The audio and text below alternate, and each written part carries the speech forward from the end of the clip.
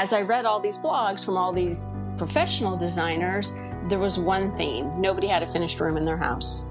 And so it just seemed like finishing the room was the real challenge. Welcome to Milton & King's On the Wall podcast, where we engage in conversations with artists, designers, and more. In this episode, we speak with Linda Weinstein, the creator and producer of the biannual event, the One Room Challenge.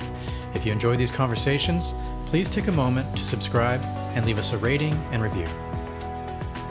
Hi, Linda. Hey, Chris, how are you? Good, how you doing? Good, thanks. So nice to finally talk to you. Yeah, it is great to finally connect. We've always contacted through email, so this is good. This is different. Yeah.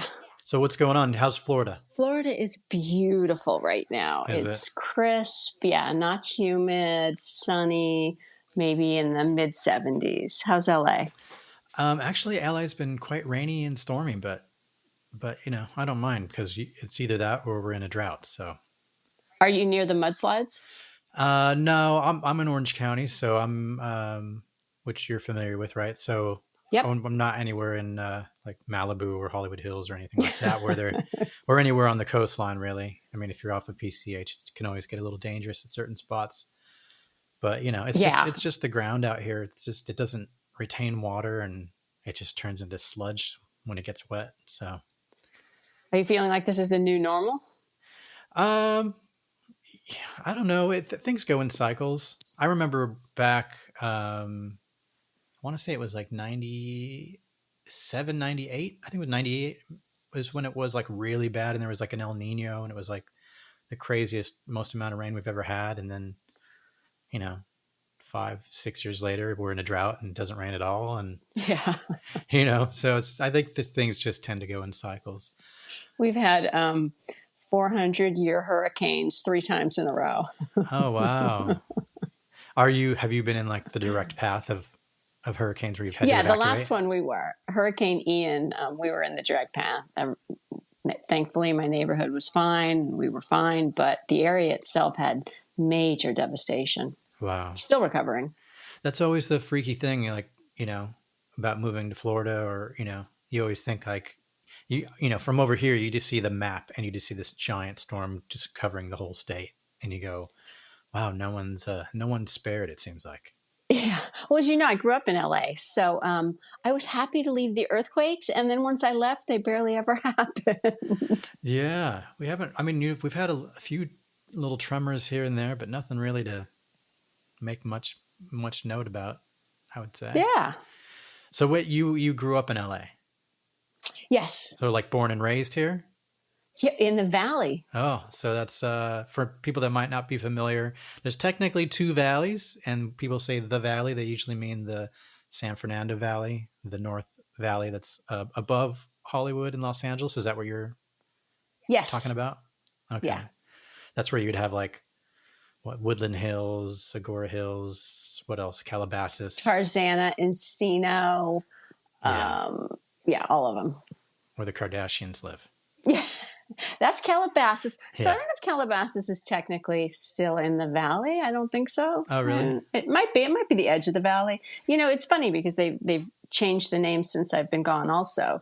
Canoga Park is now the Hills or something, and I don't know. So how long did you live in LA for before you made the move to Florida? So, you know, it went, so from Los Angeles, I was there until I moved to the Bay Area, San Francisco Bay Area, I was dating my husband at the time. So that was the 90s. And then we got married. We went to the UK for a couple of years. Oh, loved it. Our daughter was born there. Yeah, as a married couple. And I gave birth over there. My daughter was born in the UK. Wow. And then from there, we went to New Jersey, which was culture shock for me. And why was that? What was it about New Jersey that was a culture shock? Well, from California, you think that everyone is like the Sopranos. Oh, right. It's not so at all. Uh-huh.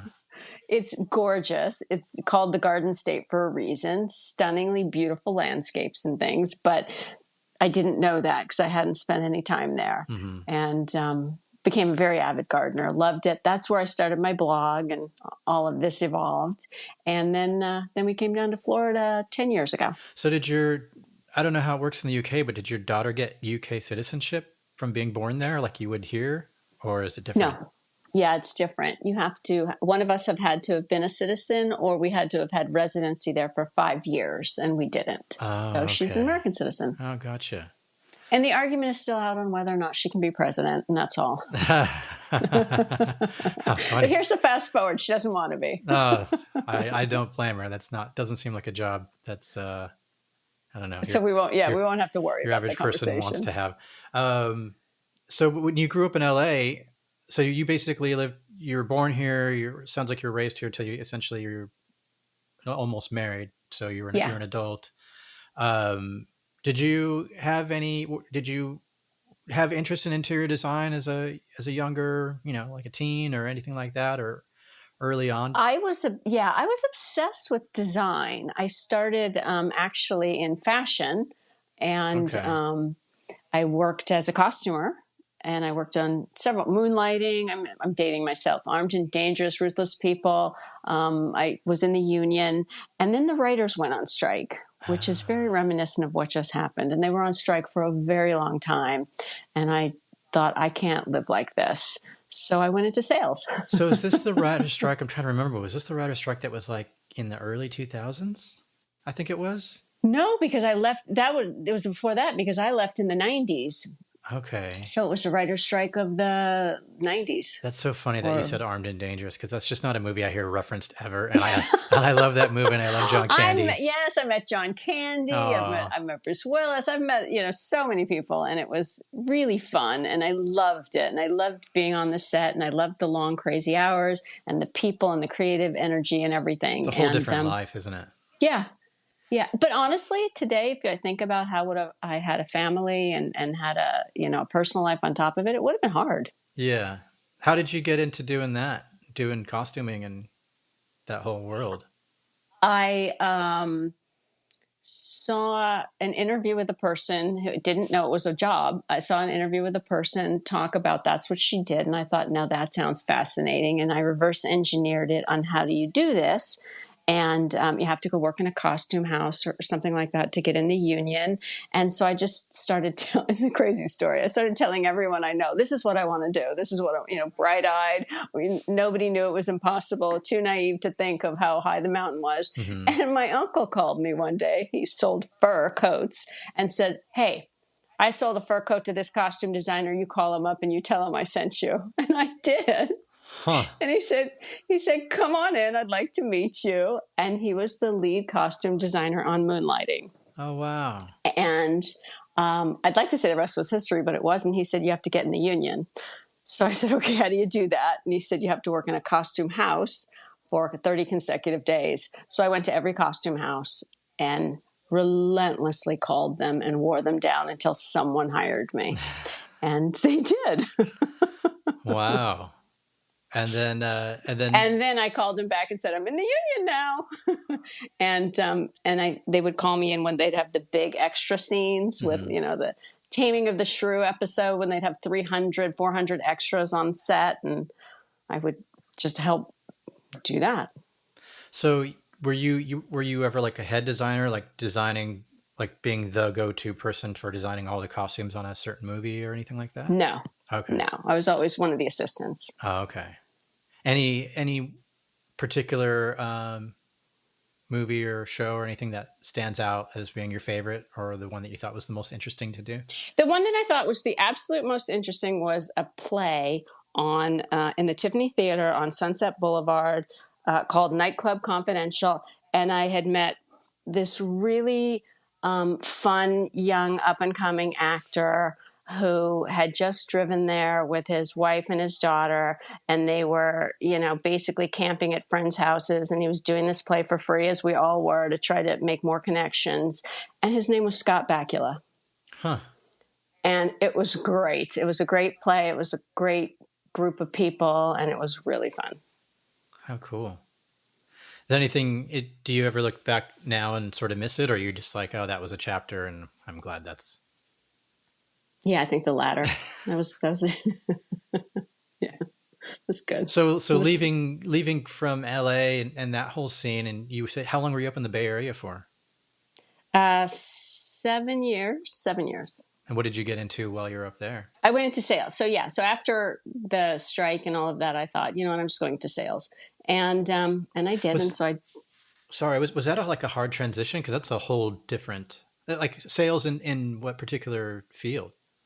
Well, it started with advertising sales, selling, magazine advertising sales and that kind of thing. And I've sold all kinds of, once you're a salesman, you're a salesman. And I like to think that that's actually the tool that's been the most useful for the One Room Challenge when it comes to talking to brands and things. Yeah. But really, I was a salesman when I went to all those costuming houses, and I just kept coming back to them to get them to finally hire me. It was all of those skills. Was it just, I would imagine like the writer strike and all that kind of stuff like that. You're saying that was the real catalyst for being like, I can't do this because this is Yeah, just. I unemployed for 9 consecutive months. Like it was a problem. Yeah. And so you had to find something and you're just like, looked at print advertising. Yeah. Wow. And so that's what you were doing up in the Bay Area. Yes. So I was doing that. And then I went to work for a different company, and that's where I met my husband. Huh. And you felt like you were sort of a natural in that world. Sales is hard, but yeah, it wasn't, I enjoyed it. Mm-hmm. I enjoyed the process of it and things, I mean, it's very, progressive, and that every sale is your last, is every last sale is your last, and you keep trying to get the next one, and the working on dropping the seeds in the water to make the bigger one. And Mm-hmm. it's a lot of, constant, what is it? Trial and error. Yeah. But yeah, it's challenging. And were you doing the same thing when you landed in New Jersey? No. So then we went to the UK, and I became a mom, and I couldn't work over there because it was my husband's job that put us there. So I didn't have a work Okay. visa or anything. And then when we came to New Jersey, I thought, right. So and then we had another son who was born in New Jersey. And so I've got 2 kids, and what do I want to do, kind of thing. And Mm-hmm. so after we were renovating the home that we were living in, and I was completely addicted to renovating. I mean, that was really it. I wanted to do that. Had you always been into that? Always, yeah. I mean, you've had it on your podcast. People have said it a million times. Yes, I was the kid that redid my bedroom a million times and moved everything, and I'll go into places and I just immediately start thinking things should be different. And Mm-hmm. so yes, and I started a blog because everybody was blogging, and that was the time and the age. So what year was this? That was 2000 and what was it? 2010, maybe? Okay. Yeah, around 2010. So this was sort of before too much social media, right? So this is all Yes, blogs. this is before Instagram. Mm-hmm. Mm-hmm. Yeah, Instagram hadn't started yet. Okay. And how did you come across like, oh, not only am I going to do, work on projects in my home, but I'm going to make a blog out of it. What spawned the whole, like, because were you a writer? Did you have writing skills? Like, what made you want to do the blogging thing? So I was a blog reader because we were renovating our home, and I was trying to get ideas of home renovations and things. And I would read a lot of the blogs back at the time. And I thought, I'm going to do this. I'm going to sort of do my own online journaling about my processes and what I'm going through. And I started out as a DIY blogger. Okay. And my focus was a lot of gardening because I became very passionate about gardening. Only the problem was it was really only 5 months a year in New Jersey that you could do that outside. Because of the snow and winter. Yeah. And then I needed I made friends with other bloggers, and I needed motivation to get some rooms done. And I thought of this idea of this One Room Challenge and asked a couple of blogging friends if they thought it would be useful and beneficial and motivational for them too. And we all agreed and went up as a pack to sort of finish a room in our house and document our progress. And that's how it started. So how did you come up with this idea? Where did it originate? I mean, from the motivation of me needing to finish a room using peer pressure and support to get it done. So it was really just it was a tool to put pressure on yourself to finish a project. Yes. And as I read all these blogs from all these professional designers, there was one theme. Nobody had a finished room in their house. And so it just seemed like finishing the room was the real challenge. Wow. That's interesting. And so at that time when you put together your first little group, how many people are we talking about? I think there were 15 originally, Oh 15 wow. bloggers. Yeah. Okay.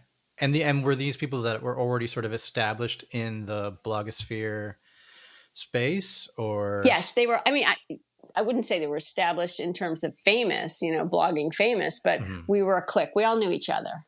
Okay. And how did you go about connecting with them? Were you just commenting on their posts? Were you emailing them? Yeah, so this is wild to think of it today, but back in the day, you would wake up and you would either get your friends' blogs by email, or you'd go to their websites to check in on see if they have any new postings, and you would comment, and you'd spend a good hour, 2 hours a day commenting on what your friends had been doing and letting them know that you support them, and you had some information to share about whatever they were working on, and it was a real networking thing. And so, And that yeah. commenting and all that kind of stuff, that was organic, right? This wasn't like because I know Oh, completely. No, nowadays you have complete. these Yeah. things, these, what are they called? Instagram pods where you have people saying, well, I'll comment on yours and you comment on mine. And it was sort of, it's like an agreement to where they try to increase each other's engagement and that kind of Oh, thing. yeah, no. This We weren't smart enough for that. We were just being friends and is totally genuinely legit. interested. Yeah. Well, that's cool. And then so how long did you sort of do it um, in that way where it was kind of just, let's say, maybe not as organized as it obviously will once become. At what point how long did you do it for before it became like a business idea or something bigger than just what it was there? It became a business idea faster than I ever had thought about it. I sort of backed into it and didn't really have time to think about it, because by the second time we did it, a very large online e-tailer wanted, I coined the phrase one room challenge. It didn't mean anything. I made up the words. And a very large e-tailer wanted to host their own one room challenge. Hmm. And the only way I could protect the name was to trademark. Oh, So very early on, I had to decide, am I all in or not? Because trademarking is expensive. right. Yeah, And and I did. even apply when you apply for it, if you do anything wrong or incorrect, like there's all sorts of crazy fees. Exactly. I mean, right. The truth is, you need to hire a good trademark attorney. And I learned the hard way, because I did try to do it more of the DIY yourself way, Hmm. and through a website that says they have the forms to do all of these things. Right. And it wasn't right. It wasn't the correct way to do it. Yeah, if you put the wrong code or for product code Classification. classifications, yeah, all that kind of stuff, it can really come back to bite you. So, Right. moral of that story: hire a lawyer. Exactly. Yeah. Exactly. And then most recently, only a couple of years ago, my attorney had said, no more than a couple, but anyway, he said, you should really be trademarked internationally. All right. And I did. And sure enough, 6 months later, someone in Canada, a business in Canada, tried to host a one room challenge. And only because I was internationally trademarked was I able to say, I'm really sorry, but think of another name. Yeah. Got it. And so that would have been what, only you said just the following year somebody had come in and to do that. Yeah, it was within a year. So it's been trademarked for a very long time. And so from that second year when you were doing it, was it already like, okay, well, this is a plan now. This is what I'm going to do. Well, Or yeah. was it just, oh, I'm just going to do what I did last year with my same group of 15 people? Or did you notice it expanding that second year aside from that one? Oh yeah, it wasn't. Yeah. Almost immediately, emails would come in. How do I join? How do I do this? This is great. This is one of the best things I've ever seen. This looks like fun. I love following along. Other bloggers covered it. Mm-hmm. They were asking people, "Are you following this thing these people are doing?" And it just became organic and grew from there. And so the requests of people that wanted to do it grew to the point that I said, "All right, well, there's got to be a way to open it up and let people play along." Mm-hmm. And did you And had so already when you that first? I would imagine. I don't know if you had or you hadn't that first year. Did you already have kind of rules in place? Like, okay, this is what we're going to do. you post once a week? Like, did you already have that sort of layout, or was Yeah, it? it was pretty loose, but it was the same. It's the format has pretty much been the same in that it's, every Wednesday you'll post your progress. If you don't get it up by Wednesday, you get it up by Thursday or Friday. But once a week you'll get up your progress. And no progress is progress. It's I didn't get anything done this week. That's all right. We're all just here to support each other, kind of thing. Life happens. And yeah, and then hopefully, toward the end you've got something to show for it.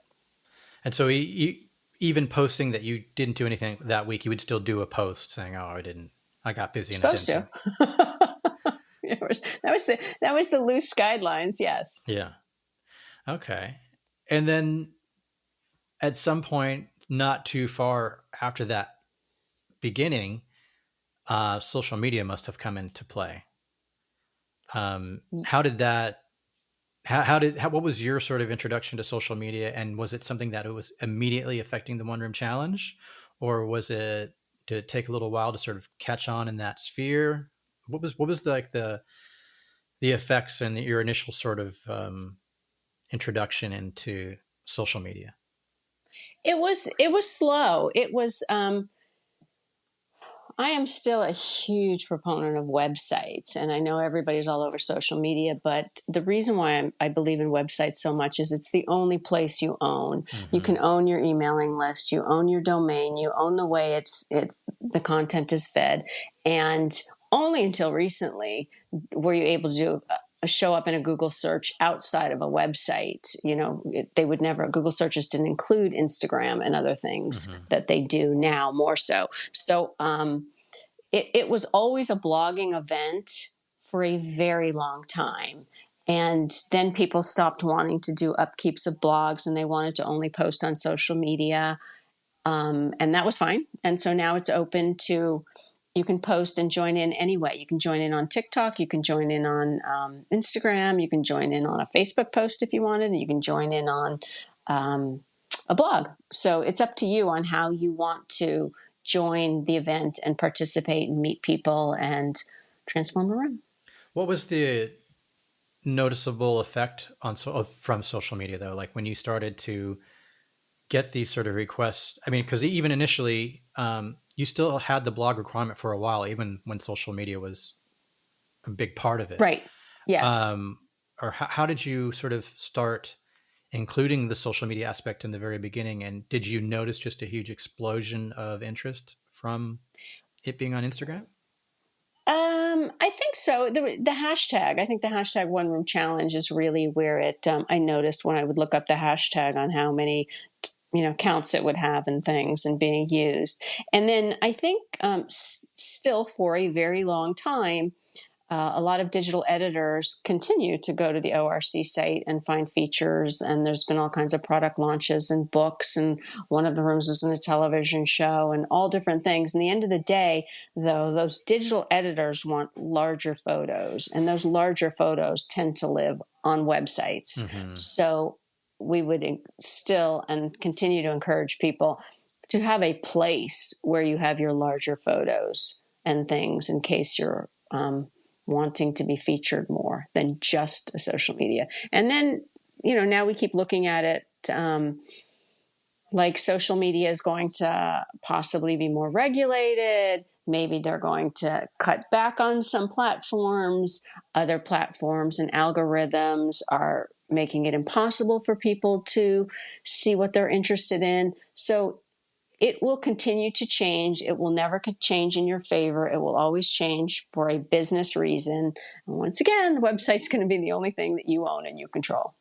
Yeah, I definitely see the value in having a website because it is the only place that's like, it's like your television channel. It's your place that you own, that you have 100% control over your content. You can decide what you want to do with your pages, and it's an easy place for people to go find you. Whereas, yeah, now people post stuff on whether it's Facebook or Instagram or TikTok, and you just don't know who's gonna see anything you post, and Right. you sort of become a bit of a slave to the algorithms because you have to post this much and at this time, and it's sort of dictating to you what you're doing all the time so that you can just show up in somebody's feed. Right. Yeah. Agreed. When you're setting up your website, the One Room Challenge website, how was the One Room Challenge website, I guess, part of the whole competition? So it's not a competition, but the Right. event Events. I was is looking for the right everyone word. I was like, wins. event. Everyone wins. That's the good news. Was it always like that? Was there never was like a winner or even like, but you did feature some, right? Because that, We did feature some. The editors, I've had several media partners. I started with House Beautiful, and then I went to Better Homes and Gardens, and I'm currently with Apartment Therapy, who has done and continues to do an incredible job on shining the spotlight on the greatest number of people in features on their site. And several of the editors back in the day would select their quote favorites. I wouldn't say winners, their favorites to be featured designers and to have more of a highlighted position in a future round. And that's how we met. That's how Jewel Marlowe was selected mhm. by the editors. I can't remember if it was Better Homes and Gardens or House Beautiful at the time, but I know it was a Milton and King wallpaper that she had in her room. Yeah. Yeah, no, she's great. We've worked with her a whole bunch, and it's funny because I remember seeing her like just in the very beginning. I was the contact person for all that, and I could immediately see with her style and what she was doing. It's like, oh, she's talented. She's engaging. Like this is just the beginning for her. She's going places in that world, and sure enough, she's gotten some incredible opportunities, and she's running her own interior design business for pretty high, like high, what do you call it, high end clientele. Yeah, big budgets and Yeah. things. Yes. Yeah. And so exactly. And it was the perfect example that she was just a micro influencer. And, you weren't looking for the biggest, largest following, I'm sure, when she approached you, but you could see that the quality was there. Mm-hmm. Yeah, absolutely. And so at what point when you're in the very beginning of setting up the One Room Challenge, how did you get companies involved and sponsorships and all that kind of stuff? Was that something from the beginning, or was that like year two when they started coming to you about that stuff, or did you seek that out? How did that come about? So once I made the financial investment of trademarking, I had to figure out how I was going to justify it, and I think that's where my sales background came in, because I would solicit for sponsorship as well as people would come in and approach. Lowe's approached me early on; they had been following it and saw it. They were one of the early sponsors, and so it was a combination of both. So at the beginning of the One Room Challenge, like you initially mentioned, it was very blog focused, and then but you also had there were you would get featured designers and then you have guest designers, right? So what was the difference between the featured and the guest in terms of like when you would start a brand new One Room Challenge, you'd be like, these are our were they called feature designers, or they were like They were. okay, They were. yeah, Yes. So the difference is that the sponsorship that I would get would be specifically for the featured designers, and that's what I worked on and focused on. And then as time went by, we had the 10-year anniversary, and it seemed so right at the time for the 10-year anniversary to flip the spotlight and shine it on the greater number of people and have no featured designers. And it was really a success. Everybody, all the sponsorship went to all the participants, and it's stayed that way ever since. when you were having the featured designers, what was it about them that made it so that they would be featured designers? Because if I remember correctly, there were some that were in the early days they were guest designers and then they'd become featured designers. Right. So that's how I'd find the featured designers, would be from the people that participated. It's all about, I mean, this is what every single brand does. It's all about vetting. Everybody would be vetted, and they were not vetted for their size. They were vetted for their quality of imagery, Mm-hmm. number one, first and foremost, because there's no point in sending anyone product and working with anyone if they don't know how to take a picture and showcase what you've just provided them. Right. So that's where it started. And then it also became, do they know how to tell a story? Because you might be one of the best designers ever, but if you can't take viewers through the process of transforming a room, then it doesn't fit with this program. Mm-hmm. So what was the initial thought behind saying, okay, I'm going to do away with feature designers and just do, kind of open it up to everybody? What was like It the was the 10-year anniversary. It was on the 10-year anniversary. It was truly a celebration, and just, it was really the community. The entire community made this event possible, continues to make this event possible, is so supportive, so positive. You never hear people talk about negative comments, not in this event, not here. It isn't a culture for that. Everyone wins. There is no winner. Everyone wins. So, if you're a renter, I want to see what you're doing. If you're on your fifth home, I really want to see what you're doing. If you're DIYing it, great. If you hired a professional, I'm sure there's some tips I'm going to learn from watching a professional. It's meet everyone where they're at. Did you find that, obviously making that decision, it seems like there maybe was there like a relinquishing of control on your end at all when you did that, from going from having feature designers and certain people that you'd spotlight to just being like, okay, it's, sort of like a free for all, everyone's involved? Was there sort of a change in the amount that you could control or, I guess, vet at all? Yeah, I mean, to be really clear, you could never really controlling any of it was like herding cats. You really can't control people when they're, and you don't want to on some level, when they're, running with design in their home and what they're doing, and their voices are what make them all special and unique, and reading and seeing and hearing their voices.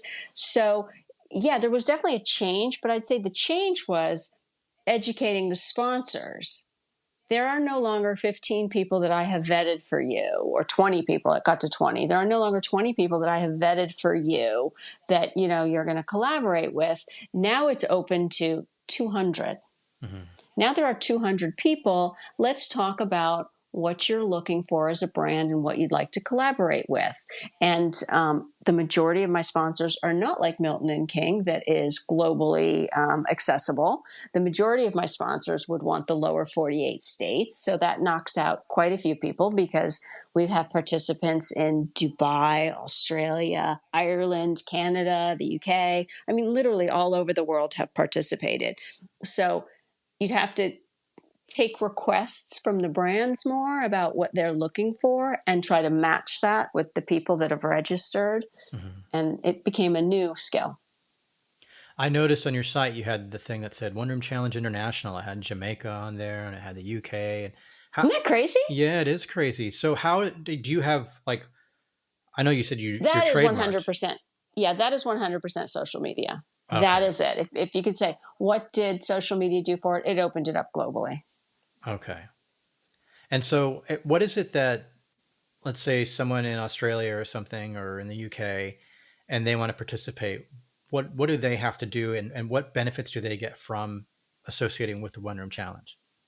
Well, the benefits that everyone gets associating with the One Room Challenge is community support. You're going to, if you're looking to meet people and to grow your own following and really connect and make a few friends in the lonely, lonely environment of social media, this is the prime way to do it. And we recommend that everyone, when you start, you find a few buddies that you're interested in their rooms, and you follow them, and you stay committed to a group that works for you, and support them. And by the time this is over, you will have made some friends.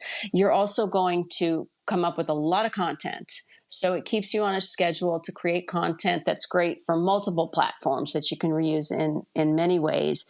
If you're international, I won't have as much sponsorship to offer you, but you do, through participating in this type of event, have something to offer a brand by telling them you're participating in an event like this, where there is a media partner, Apartment Therapy, and they are committed to shining the spotlight on the greatest number of participants.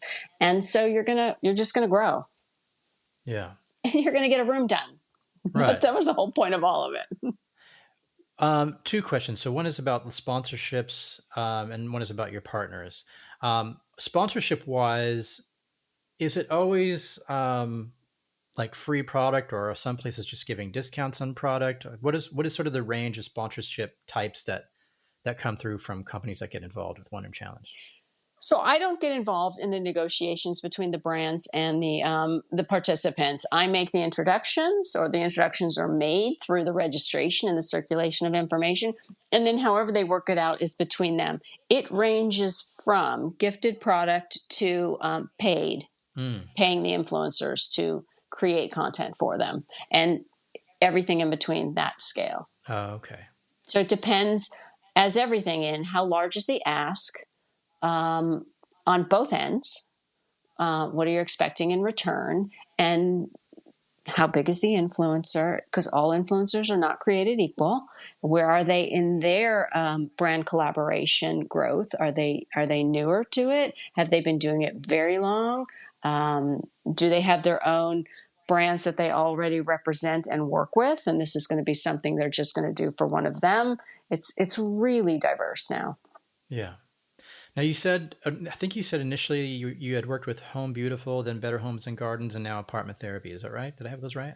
Yeah, House Beautiful. Yeah. House Beautiful. Sorry. Um, when you work with someone like Apartment Therapy, what is what is your role in that process? Are you just sort of just kind of essentially platforming all the participants and saying, have your pick, or like what is the curation, what is your involvement with kind of what they're doing and what they're spotlighting? So there is a huge separation between editorial and me. They can't be told what to write. Mm-hmm. They have free autonomy on their site to do however they please, obviously. But if you go to the Apartment Therapy's website and there's a place where you want to be featured by them, on the drop-down menu, one of the questions is this part of the One Room Challenge? And that's all I'll say. And that's an opportunity to say yes or no. And whatever happens after that happens. Right. So I guess it's a way for them to sort of filter things out and say, okay, these people are obviously, DIYing, doing a makeover of their room, and they've most likely got lots A lot of of content. content. Right. A lot. Yeah. There'll be a lot to choose from. Yeah. There's going to be some original ideas. There's going to be some really creative, transformations. Gotcha. Okay. And I imagine that because Apartment Therapy's got a big reach. I'm guessing that has only magnified the growing interest in the One Room Challenge. Yes. Yeah. Absolutely. Absolutely. And Room Transformations, I hear, is their number one, their highest interest on their site. That's what their readers want to see the most, are Room Transformations. So it's a really good fit. Yeah, I mean, it is so engaging to see, a place go from kind of the before and after. I think even on our socials, the highest rated things are seeing the before and after, is seeing things go from, this, then this, it's just, it never gets old. Yeah. And it showcases, people's creativity and their personalities. There's so much sort of in it that people just love to see. How many brilliant ideas have you seen? I've forgotten more brilliant ideas than I could ever remember seeing. Are there any that stick out to you? Like out of, be hundreds now over the years. Are there any sort Thousands. of like that? Are there any in particular that stick out to you that you go like, that one I really loved? Like I'm sure you love lots of them, but are there any that stick out head and shoulders above anybody else? Or there's so many. Dabito, when he did his yellow dining room, that was early on in the days. And I was in Anthropology the other day and I saw that he has a book, old brand new.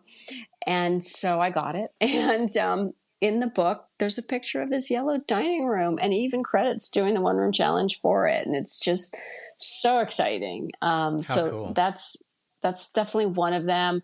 The Homeboys, when they put your wallpaper on their ceiling and they did that custom headboard across the back of that bedroom, and the arched pocket doors. I had never seen arched pocket doors, and they had caning on them. It was so over the top, so incredible. There's just so many. Yeah. Well, those are definitely two that I recognize as well. So moving forward, the One Room Challenge is where it's at. And is there are there any other sort of changes or adjustments that you're making going forward, or things that you're thinking about going forward, that you're, toying with ideas and seeing where it's going to go, in the next few years? Yes, not specifically. I would say that the real focus right now, 100%, is growing the community.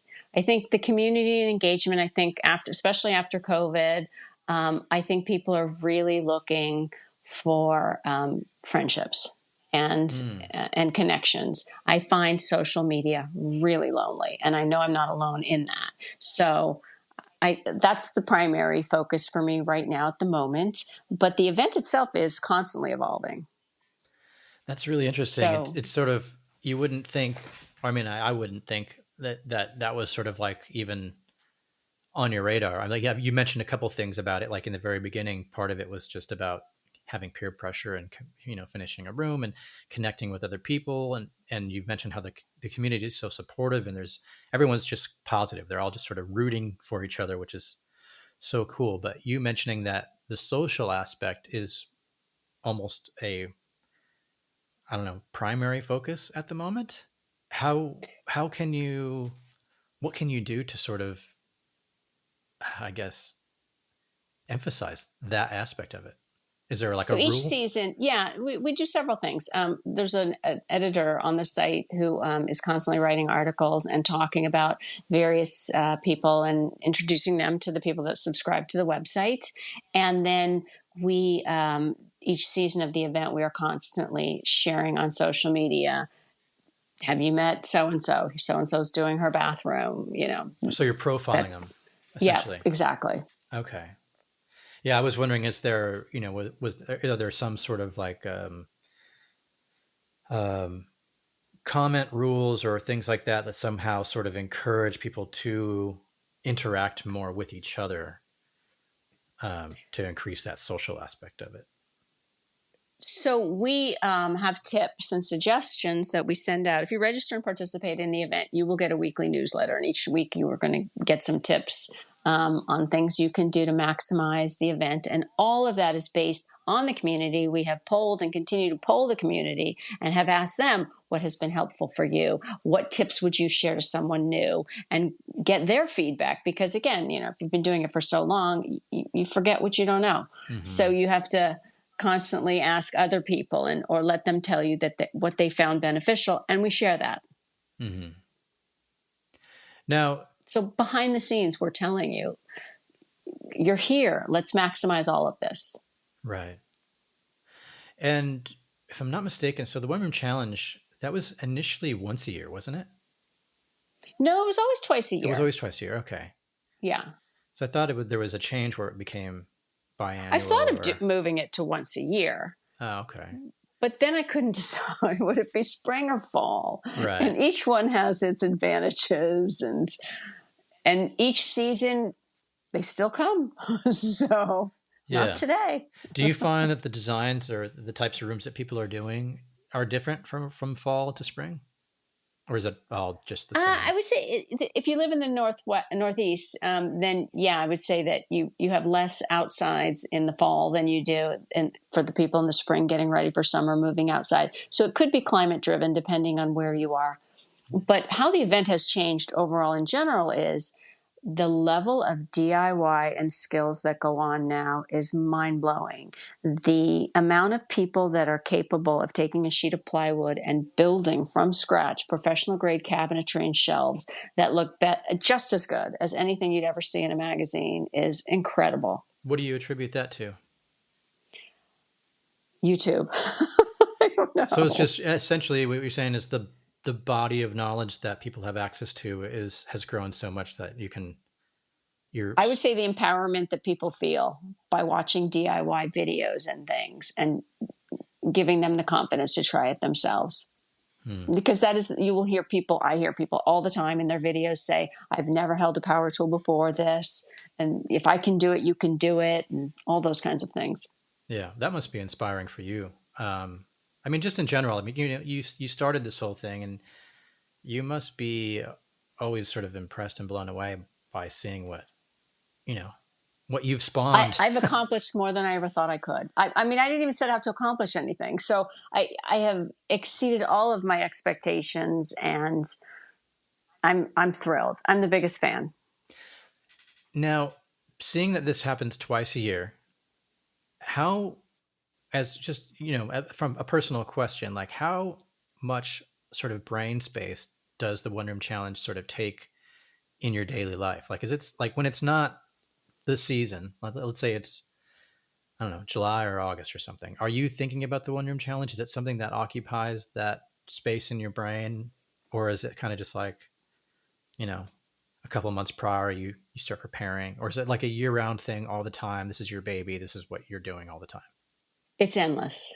I wish it wasn't, but it is. It's endless. It's endless. And I participated in the last One Room Challenge, and worked on a room in my house. And I'm already getting ready for the spring event. I'm doing another room in my house. Because I am full circle. I'm in a different house, and I don't have finished rooms. When was the last time that you had done it prior to this last time? Almost 10 years ago. Oh, so you hadn't participated nearly the whole time, was it? Right. In the very beginning, I participated every time. And then when I moved to be more of a producer rather than a participant as well, I thought, I don't know if this is what this is going to be like, being behind the scenes and not actively being involved. And I loved being behind the scenes. I love watching and coordinating and rooting. So it was actually harder to convince myself that I was ready to jump back in and go on the other side and document a room transformation. Did you feel any sort of pressure at all because, you were the One Room Challenge person getting involved again? Like, did you feel... No, because I I feel like I did it semi-anonymously. I participated on my old website, and so I don't know who watches or who didn't. So I really did it for me, so it felt great. Oh, okay. I didn't know. I had no idea you participated. I know. Well, now I'm going to... So am I going to be able to check that out and see what it all looks like?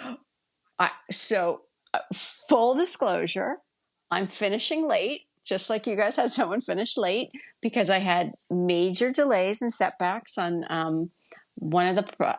I had no sponsorship really on one of the products that arrived damaged and the whole thing, and I had to reorder it and all of that. So I'm going to get it up this week, and I'll send you a link. Okay, cool. I can't wait to see it. Yeah. So you had to get back in the seat of taking photos and doing content and all that kind of stuff, but you said you didn't have any real sponsors. So did you have to do much of that, like content delivery? Well, I did it just for me, for weekly postings and staying on track and all of that. So yeah, that part of it. But so the photograph thing is really interesting. When the room was finally finished in Florida, it must have rained for a month and a half straight. The room is my family room, and there are these very large atrium windows that I just had. We renovated our house and hurricane proofed it. And I had just got these large windows installed. And so the view was very important, and it was a rainy day every day for so long. And I kept rescheduling with a photographer to have it done. And it got so bad that I recently purchased a camera and took my own shots. And that's what I'm going to write my next blog post after this one about, that you really can do it, because I did it. Yeah. So that was very stressful. Yeah. Well, I guess, it doesn't take like a pro, but you do have to, it does take a certain amount of knowledge of, lighting and photo composition. You want to make sure things are clear and... Yeah. And when you're shooting from inside to outside, the change in the exposure is really important. Right. And it has to be layered in Photoshop so that the outside is at the right lighting and the inside is also at the light, and neither one is blown out. Right. Yeah, that makes sense. Huh. Okay. And so you had mentioned, the One Room Challenge is constantly evolving. And are there any... Is it all sort of hush hush? Are there any sort of like adjustments or things that you plan on doing for the spring 2024 challenge that's different than the previous, or is this one going to be fairly... Just more features, just really being able to feature more and more of the rooms and let everyone know about these incredible transformations that are going on. Okay. And anything sort of on the more long-term horizon, either for you personally or for the One Room Challenge or in general in sort of business, is there anything that's sort of big goals or things that you have like next 5-10 years that you're looking at? Oh my God, I don't know. Is that too stressful to even think about? Yeah, that's too stressful. That's too stressful. I don't know. Maybe I'm going to move again, like, Oh, hop wow. around. So maybe I'll be in a different Is house. that I an don't actual know. consideration? Um, Because you just I hurricane would. proofed your house, it sounds like. So, I know. I have to stay here for a little while. My son's not through college yet. But I have dreams of living in a city. So we'll see. are you a bit more rural in Florida? Yes, Oh, okay. So you're sort of looking at possibly going where it's a bit busier and. maybe. Yeah, maybe. I don't know. But when you talk about moving to a city, are you thinking like in Florida, like going to Orlando or Tampa Bay or that kind of My thing? daughter lives in DC, Oh, and okay. so part of me thinks maybe I'd like to live in DC. And then part of me thinks, no, I'm happy here. Yeah, DC's very pretty. It's got all the seasons. It's Uh-huh. Not too bad on the winter part. I can't do the level of snow I had in New Jersey again. hmm, I think I'm done with that. yeah. It can get pretty brutal, especially like if you're up in Boston or something. It's Yeah. Yeah. And I'm a California girl, so that was a yeah, shock. that's it's not easy for us Californians. Right. We're snowbirds. We're pretty weak in that way. Yeah. Huh. Well, it's great. I'm excited for the next One Room Challenge. Eager to see. I always get real kick out of just seeing what people do and how people. I mean, for Milton and King, how people use wallpaper, and you know, it's always interesting because there's some people use it in ways that I had never even thought of before. Recently, saw somebody do like wood paneling using the wallpaper. It was really cool. So, Mm. yeah. So You should do it. I had two sponsors, two contacts at brands that Oh, participated. really? Yeah, I thought it was fun. I'm the most unhandy person. I think. I think I would be terrible. But It's it would just be a there's train no wreck. judgment that we have right now. I think that, to my knowledge, there is a 70-year-old DIYer who participates quite a bit. And when I tell you everyone's rooting for her, everyone's rooting for her. Yeah, I mean, everybody that sort of we talk to sort of just knows about it already. It's become That's just wild. yeah. It must be for you because It's wild. It's wild and fabulous because, again, there's a whole community here. And so, yeah, so I don't think I ever answered your question before about the website. So the website is really built to have articles that showcase the participants, and then it's broken down by room types and ones featuring wallpaper. And so it's meant to be a resource, a continual resource for your next project or inspiration. So even if you're not doing the One Room Challenge, you can still go to it and get all sorts of resources and inspo, right?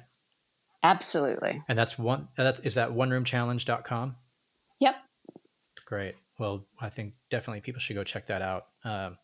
Get inspired and see what people have done. Maybe it'll plant seeds for some new idea in somebody's home. And what's when I think about it, sometimes how sometimes people will go, you try to figure out what you're going to invest money in, and you go like, is this really worth it? Is that really worth it?